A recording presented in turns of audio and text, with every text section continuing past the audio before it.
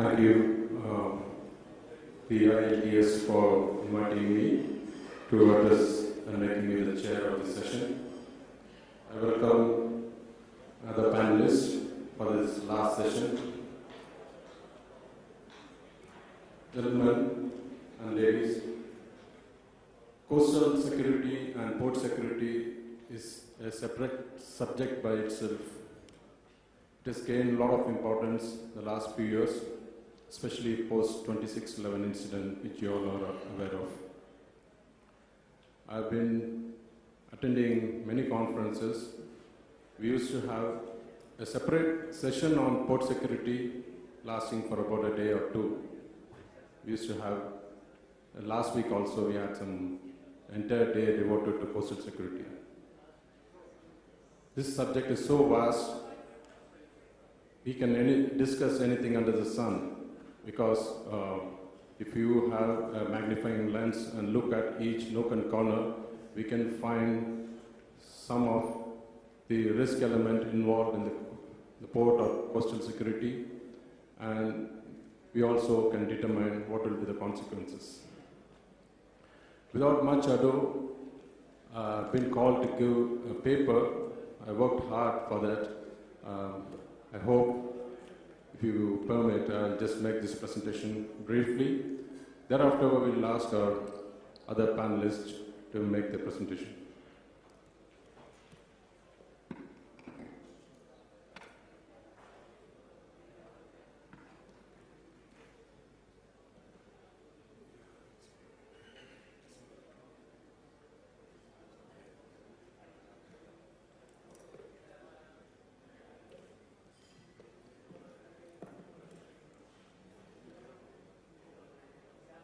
The presentation which I'm going to make is personal. It's not related to my service. Having worked for this service for more than 25 years, gained much knowledge on the issues of coastal security and the port security, though Coast Guard is not directly involved for the port security, because there are many other agencies. However, we are involved when called upon to react to any situation. Okay. The port security, or the maritime security in general, gained importance after this dramatic picture of MT Limburg, the oil tanker, which was rammed by a boat laden with explosives, and it brought in a lot of attention. It happened in October 2002 in the Gulf of Aden. This is an incident of US naval ship Cole, USS Cole, in October 2002, around Gulf of Aden only, where a terrorist boat a suicide bomber ran their boat and caused heavy damage and loss of life to this US ship. This is a latest picture of showing the capability of ISIS, where they launched a shoulder-launched missile on an Egyptian Coast Guard vessel in July 2015, just 2 months back, where it sank the boat. The target was it's attacked with precision and leading to loss of life and the loss of the ship itself. So what did the US do post Limburg and the USS Cole incident? They moved the IMO, and we have internationally, port security is governed by rules by the International Maritime Organizations. So we have an ISPS code brought in 2004. In India and other coastal states, the port security issues are covered under the domestic legislations. Our ports are located within the territorial waters. So we have much freedom to legislate whatever types of security we want to put in within our ports. Additionally, some United States-based programs have become de facto global security programs, such as the Container Security Initiative, the Customs Trade Partnership Against Terrorism, called CTPAT. EU also has issued directives for the port security for compliance by the member states, which are additional to the IMO directives. The minimum requirement is what is IMO has prescribed, is the ISPS code. So, who are the key stakeholders in port security is, according to my analysis, firstly is the ship owners who are bringing in the ship. So that they have to comply the ISM, ISPS, they have to nominate a company security officer, the ship security officer, everything. Second comes when they enter into the port. The porters are the major or minor ports, they have authorities who have to make the risk assessment of the entire port limits. They have to have a port security plans. They have to nominate a port facility security officer. They have to nominate either a private or the government, like a Central Industrial Security Force or security guards. Who will control what is the type of security to be placed in the ports is DG Shipping, who maintain a communication center, and they man 24/7. They set the security levels based on the threats which they get from IB or the police or any other sources. And finally, any visiting ships, we don't know what they are carrying, what are the past, which has we don't know the past 10 ports where it entered and what it is carrying, what all the interactions are taking place. So we have a port state security control officer who needs to board the ship prior entering the port. So I have used the word prior entry of ships to port.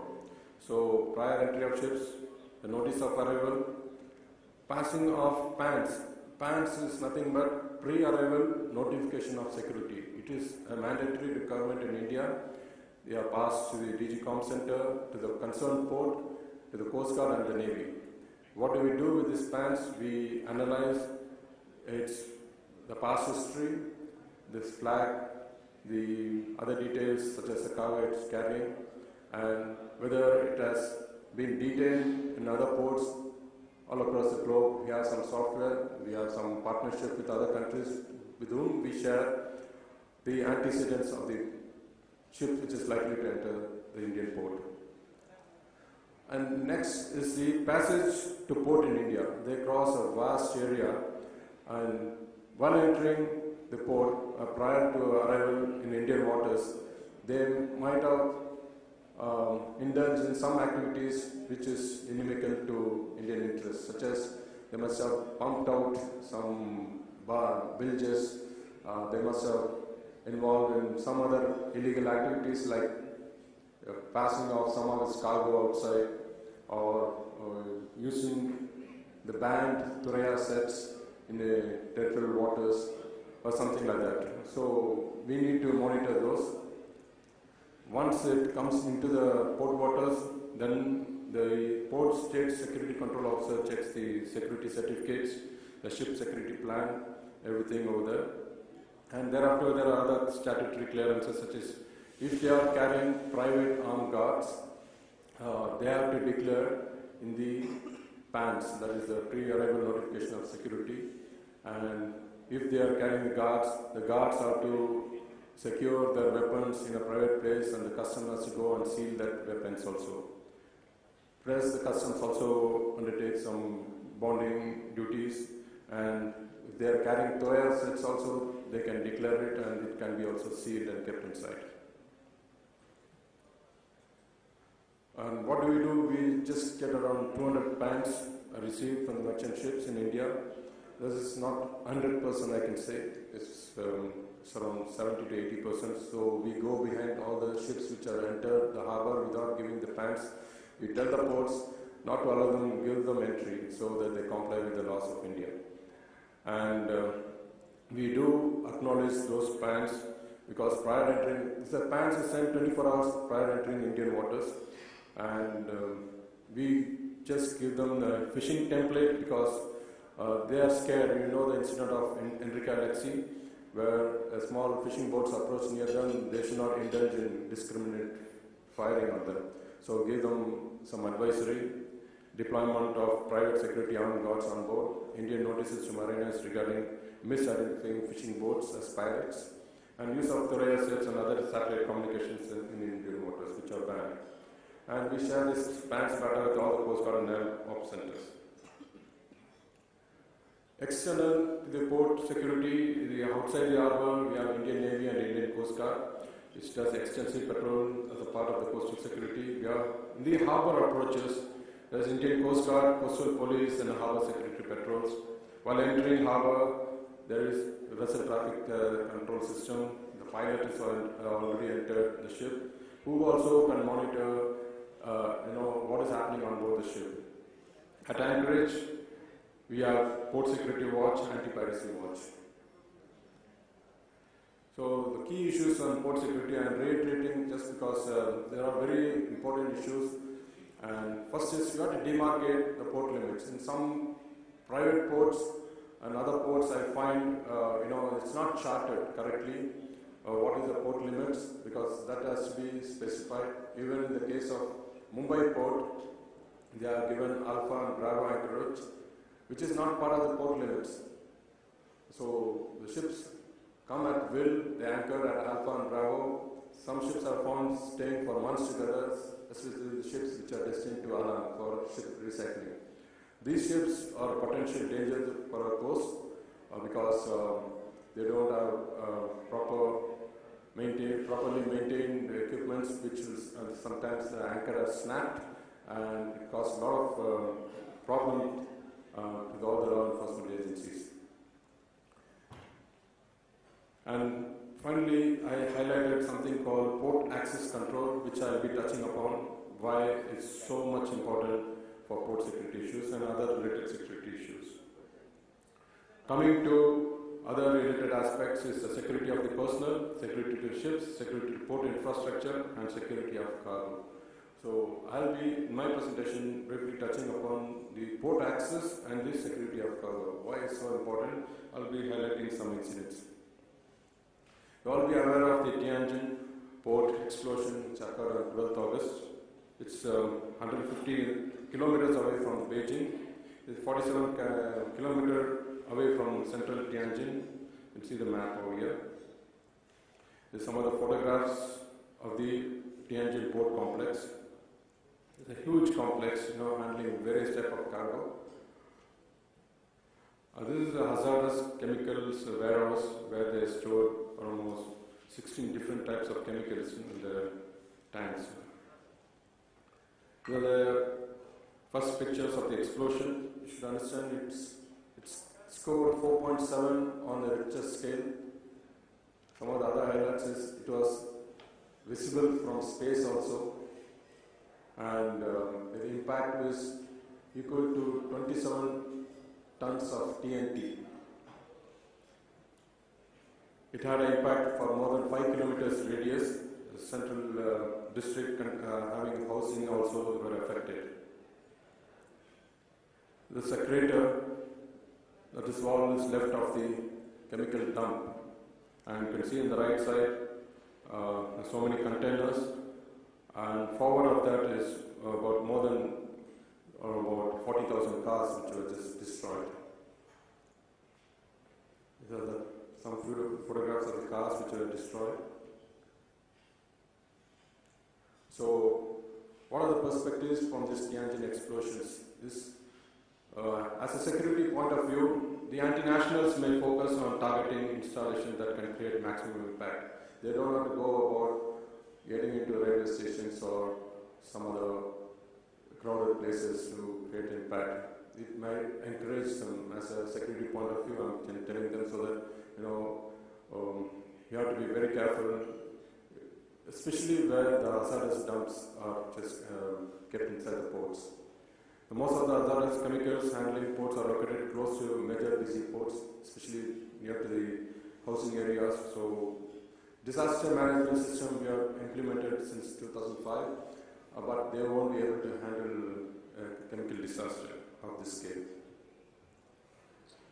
So, I made a small study about 10 major ports. I'm telling about the major ports only, and several non-major ports which I don't have data. They handle more than 4 million tons of hazardous chemicals in their ports annually. These hazardous chemicals, besides the flammability, has a quality for explosion, toxicity, infection, reactivity, corrosivity, and radioactivity also. I'm just taking an example of Mumbai port. You can see over there in the Where I circle in orange is what is the chemical dumps and the chemical tank area within the Indra Docks and Mumbai Port Trust area. And I'm just going to explain some incident which has happened in 2006, which was an LPG carrier which ran aground near Ratnagiri. Since it has to be cooled continuously and running aground didn't permit the ship to draw water and cool, there was a chance of this LPG exploding or something dangerous that can happen, and it will have an effect on the coastal areas also. The Salvador was appointed. We didn't have that kind of tugs which can pull this vessel from that Ratnagiri area, and over a period of 2-3 days, there was some assistance we got from the god itself. That is, we had some unusual tide, so which helped refloating this vessel quickly. Another one is on MT Grandba on 2009. This vessel was carrying some sulfuric acid, it got leaked, and when it reacted with seawater, it started exploding. We Coast Guard ships tried to go here. We didn't actually know how to respond or salvage this vessel, so we picked up all the men and we saw this vessel sinking. Second governance, I come to the port access. This is a thing which do every day, monitoring the ship's traffic all around across our coast. You see the cluster of traffic, especially near to this Mumbai area. A snapshot of the Mumbai port. You should understand, deep draft vessel has to go on a particular channel only because of the draft restrictions. Other ships can just go outside the channel also.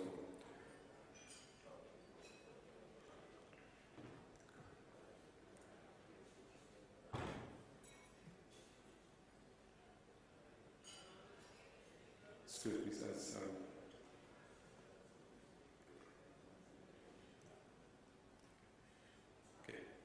You all will be aware of the MSC Chitra.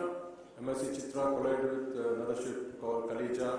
It was almost inside the channel, but the credit should go to the pilot who was there and who was advising through VHF only, and to the master who intentionally ran it aground to keep away from the channel.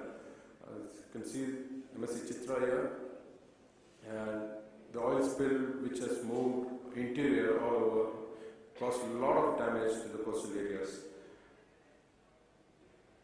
And actually what happened when the incidents happened, there were several floating containers. You can see that almost more than 300 containers which blocked the traffic inside the port.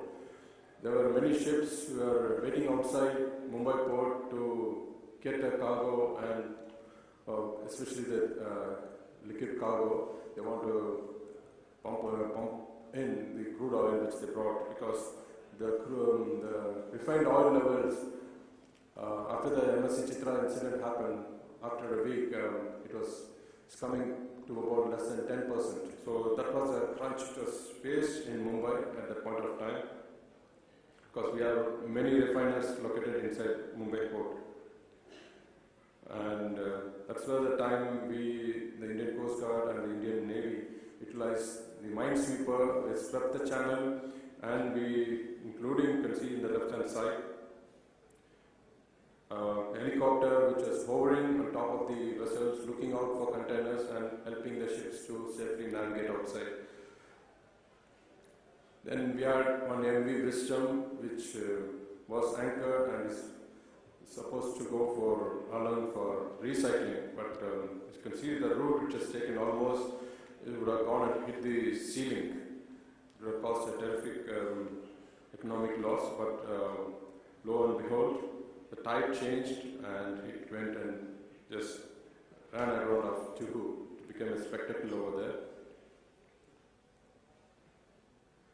This incident of Maria on Cochin Channel is also, the pilot was smart enough, instead of the ship sinking inside the channel, we altered in time, so it ran around this, and not ran around, it capsized and sank just 100 meters away from the channel. This is another ship which was ran aground. Actually, it was anchored, it dragged its anchor, crossed the channel and came and ran aground near to the Mangalore port. So you can see the dramatic pictures.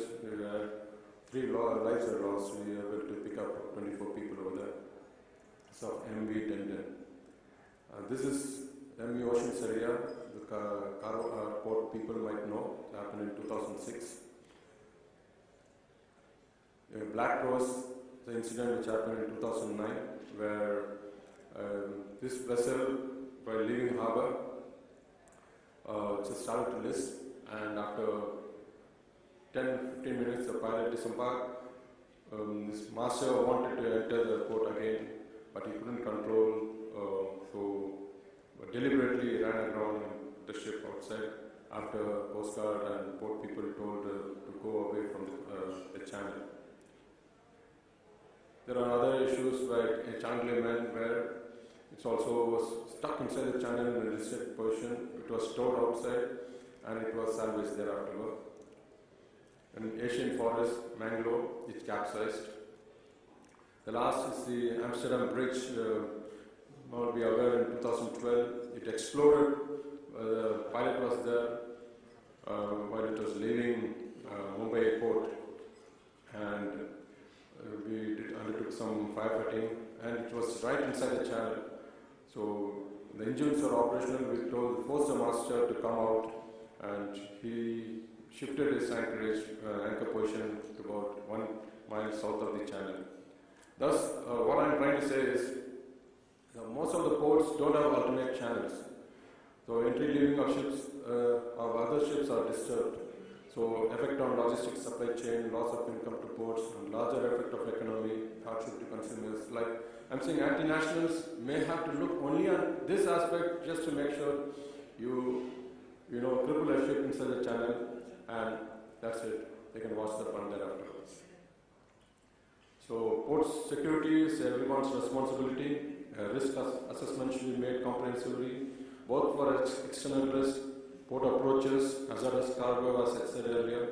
The response mechanism for all type of security situations. It should not be just for, the ship is coming and give anchorage security.